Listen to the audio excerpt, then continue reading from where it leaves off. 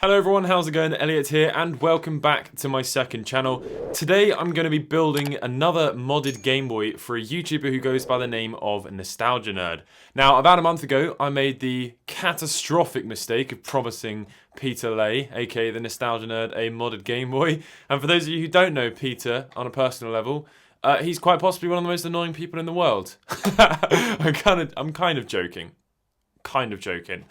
So anyway, I showed Peter a Game Boy that I had built for someone, and he said, "Where's mine?" And then I said, "If you actually want me to build you one, of course I can." And yes, he said yes. And so here we are, a month later, having received millions of messages from Peter annoying me about it, and I'm finally building him a modded Game Boy. So it all starts with this. I ordered this from Japan. It arrived the other day. Of course, you need a Game Boy for this. Speak of the devil. Peter. Hello, do you mind being recorded? Okay, I've just woken up. Have I just woken you up? Well, no, I woke up about 10 minutes ago. It's 2:30. I know, it was early. I was just explaining to them how unpleasant of an experience it's been promising you a Game Boy. Why has it been unpleasant? Because it's been the best experience of your life. Sure. All right, mate. I'm gonna leave you to wake up and sort your life out, and I'm gonna go on and build your Game Boy. Okay, mate. All right. I'll send you a photo when it's done. All right. Nice. Godspeed. Nice. Goodbye.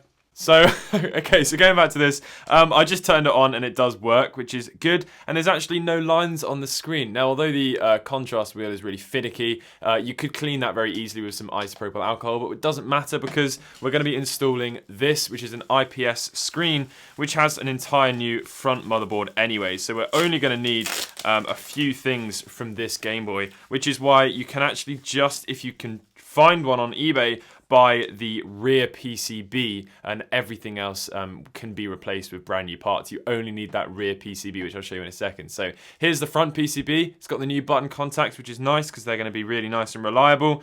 You've got a bracket, a 3D printed bracket, which is going to hold everything together. Of course, all of this stuff has come from Retro Modding. This is the shell we shall be installing. All of this stuff has come from Retro Modding. I'll leave a link to their website below. And then we have here the IPS screen. So this is the same kind of screen you get in all modern smartphones, laptops and tablets and cameras and all the rest of it.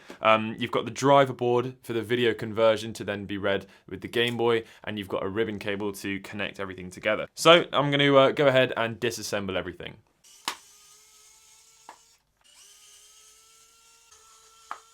So there's all of the screws removed. We can now separate the back from the front and just pull off the ribbon cable.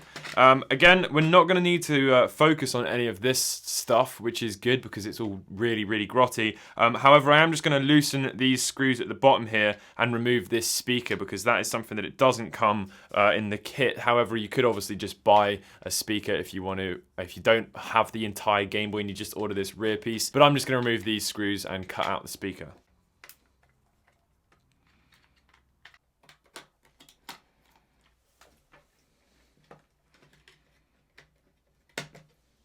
There we go, there's the speaker out. We are going to have to give that a clean because it's pretty disgusting, but that's fine, we'll do that in a second. So now I can keep all of this together and use it for spares later down the line. But now we're just going to remove this motherboard, which is 4 Phillips screws, and then we can give it a nice clean, and then basically start reassembling the modded Game Boy. It is a fairly straightforward mod.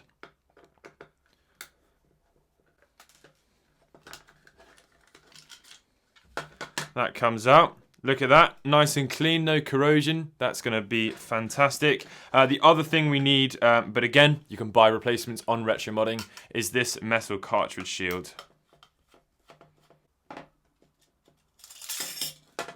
So now we can start reassembling this thing, but before we do that, we need to assemble the whole screen kit, cut out the shell slightly so that it can all fit in place, and then we need to solder the speaker. So let's just get all of that done, and then I need to grab some buttons as well for Peter to obviously control the bloody Game Boy, but it doesn't come with any of the shell. Again, you can buy those on Retro Modding, you know the drill. Right, so it's very simple to do.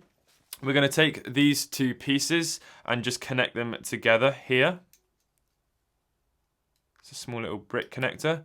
Just push it in. There we go. That's done. And then we take this 3D printed bracket. Just be very careful with everything, obviously. And then we feed it through Comme ça. Come on. Like that. And make sure everything is all aligned.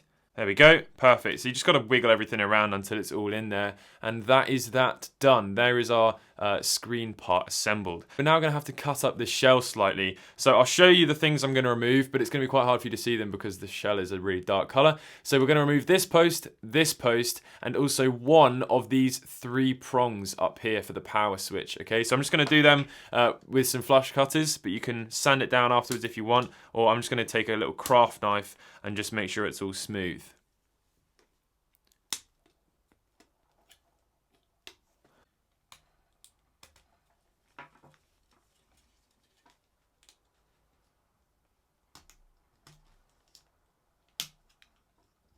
So that's that removed. So now we can test fit it by pushing it down into place, and everything should fit perfectly. There we go. So that 3D printed bracket comes with the retro modding shell, and as you can see, it's now holding it in there perfectly. There's a little lip on it to stop it from shorting out on the back of this, potentially. It's also going to ensure that everything's aligned, which is bloody fantastic. They have included this double-sided tape, but I've never ever found a reason to use that. So I have now stripped these wires, and I'm going to solder the speaker into place, which is a very simple process. Now I'm going to take some solder and solder these wires.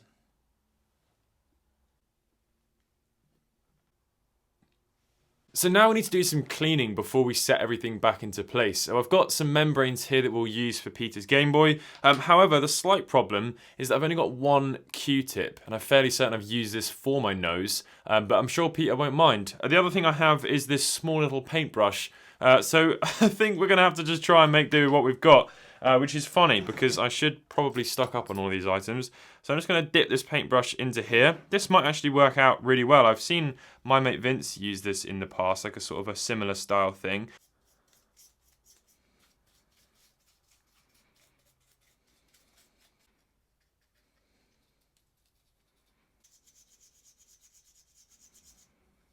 We also need to clean the speaker. And then finally the button contacts.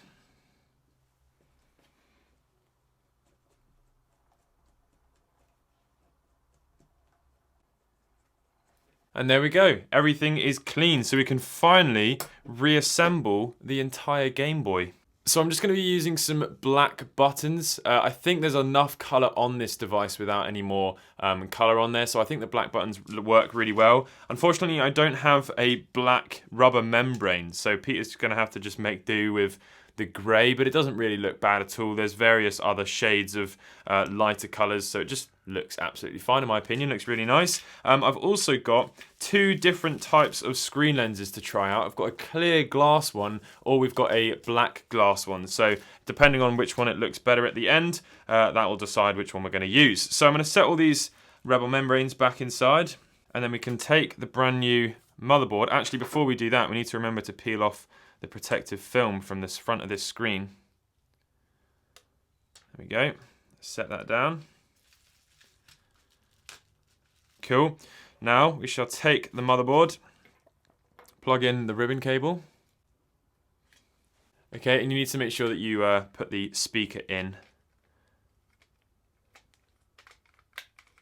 Boom. All right, let's whack all the screws into this, and we'll be halfway there officially.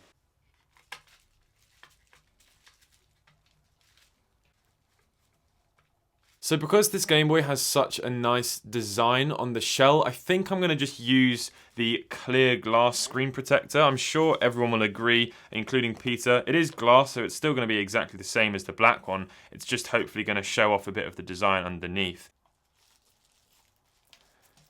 Fantastic. So to proceed, we now need to clean this metal shield. So let's go ahead and do that with a bit of the isopropyl alcohol. So I've got a brand new black power switch for Peter's Game Boy, just to go with the rest of the theme. So let's set all of this down. And that's all good. And we can screw in this rear motherboard. So one final thing we need to do before putting the rest of it back together is cut this small little piece of plastic that's sticking up. Just cut that off. You can either do that with a hobby knife or your flush cutters. I'll probably start it off with my flush cutters and then just finish it up with the craft knife. And that's because there's a wheel on the new front motherboard where the contrast wheel was, which allows you to change the brightness and also circle through the different colors of the backlight. And when we set that together, that piece of plastic's not going to obstruct the wheel and it's going to be able to spin freely. We're now going to connect the GameBoys together with this ribbon cable. Make sure that you use the ribbon cable blue side up.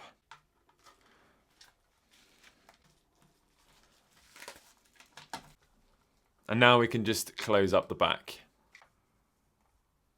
Before we put any more screws in, I'm just going to check it works. I've got some brand new button contacts here for Peter's Game Boy so that the batteries work reliably.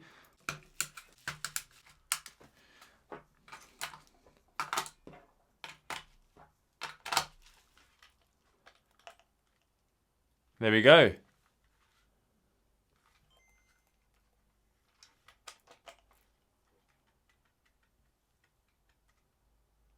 That's working absolutely perfectly. Okay, cool. I'm just going to put the rest of the screws in. The other thing that is included in that small bag with the screws is the the link port cover as well. So we can put that in and that just finishes off that side as well. Cool, let's put the screws in.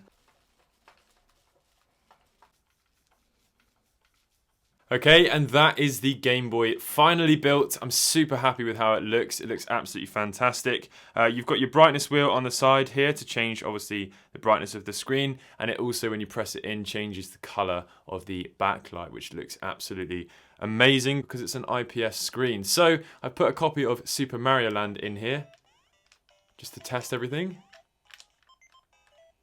which all seems to work fine and feels great. Sounds fantastic. Which is relieving because the speaker's pretty old, 30 years old. I believe it's going to feature in a video of his coming up very soon, so be sure to watch that. I'll leave a link to Peter's channel in the description as well. Massive thank you to Retro Modding for sending me all these parts for free. Another also mention, this shell was designed by someone called Mizukat. You can check out her Instagram. I'll leave that in the description as well. She's got a really cool Instagram with lots of stuff in this sort of style. So to finish it off, I have actually got Peter on the phone just to show him the Game Boy. You ready, Peter? Go on. Oh, look at... Why is it not watermelon? I'm going to turn it on so you can see the screen. Okay. Nintendo? Is that who makes the Game Boy? I believe so, yeah. Oh, look at that. What do you think? Look at it. That is nice. It looks... Yeah, look at the colours. Look at all those colours. The yellow one's quite nice because there's a bit of yellow on it. Yeah, it does go well, doesn't it? You happy with it? It looks kind of... Yeah, it's alright, it'll do. I'm glad you like it, man. Alright, well, I'll send it out to you. Okay. I might send it out to you. I'll think about it. Well, look, if you don't, then, you know, our friendship is over.